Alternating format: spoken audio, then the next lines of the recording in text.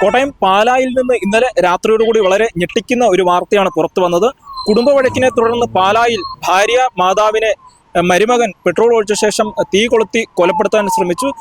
ഈ ഒരു സംഭവത്തിൽ ഗുരുതരമായി പരിക്കേറ്റ മരുമകനെയും അതുപോലെ തന്നെ ഭാര്യ മാതാവിനെ കോട്ടയം മെഡിക്കൽ കോളേജ് ആശുപത്രിയിൽ പ്രവേശിപ്പിച്ചിരുന്നു. ഇന്ന് രാവിലെയോടുകൂടി ഗുരുതരമായി പരിക്കേറ്റ ഇരുവരും ഇന്ന് രാവിലെയോടുകൂടി മരണപ്പെടുകയായിരുന്നു. എന്തായാലും ഇരുവരുടെയും മൃതദേഹം ഇപ്പോൾ കോട്ടയം മെഡിക്കൽ കോളേജ് ആശുപത്രിയിലെ മോർച്ചറിയിൽ സൂക്ഷിച്ചിരിക്കുകയാണ്. കാരണം ഇവര് കല്യാണം കഴിഞ്ഞിട്ട് 7 വർഷത്തോളമായി. 6 വയസ്സുള്ള ഒരു കൊച്ചുണ്ട്. ഞങ്ങളുടെ അടുത്ത് വന്നിട്ട് 8-10 വർഷമായി. അപ്പം മലപ്പുറമൊക്കെ ഇവനോട് വരാറുണ്ട്. ചിലപ്പം കല്ലടിച്ച് നല്ല പുതുസായിട്ടല്ല വണ്ടിയായിട്ട് പോകുന്ന കാണാം. തിരിച്ചും പോവും. ഇല്ല ചിലപ്പം കല്ലടിച്ച് കിടക്കുന്ന ഒച്ചപ്പാടും പേരൊക്കെ കാര്യമായിട്ടുണ്ടാവും. അപ്പം ഇവനെ എന്തോ സംശയത്തിന്റെ പേരില് അപ്പം ഈ അമ്മയാണ് ഇതിന് കാരണക്കാരി എന്നുള്ള അവരുടെ മനസ്സിൽ കിടക്കുന്നത്. ആ വിരോധം വെച്ച് ഇങ്ങനെ അവൻ കല്ലടിച്ച് കഴിയുമ്പോൾ ഇങ്ങനെ ഓരോന്ന് കാണിക്കുന്നു പറഞ്ഞു. ഇങ്ങനെ സംഭവിക്കുന്ന ഒരിക്കലും പ്രതീക്ഷിച്ചില്ല.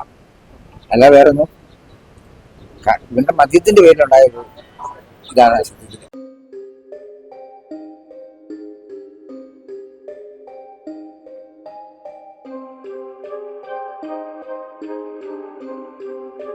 പാല അന്ത്യാളം സ്വദേശിനി നിർമ്മല, കരിങ്കുന്നം സ്വദേശി മനോജ് എന്നിവരാണ് മരിച്ചത്.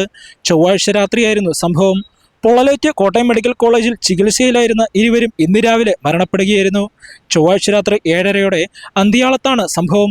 മകനുമായി ഭാര്യ വീട്ടിലെത്തിയ മനോജ് ഭാര്യ മാതാവിനെയും സ്വന്തം ദേഹത്തും കയ്യിൽ കരുതിയിരുന്ന പെട്രോൾ ഒഴിച്ച് തീ കൊളുത്തുകയായിരുന്നു. ബഹളം കേട്ട് ഓടിക്കൂടിയ നാട്ടുകാരാണ് പാല അഗ്നിരക്ഷാസേനയെയും പോലീസിനെയും വിവരമറിയിച്ചത്.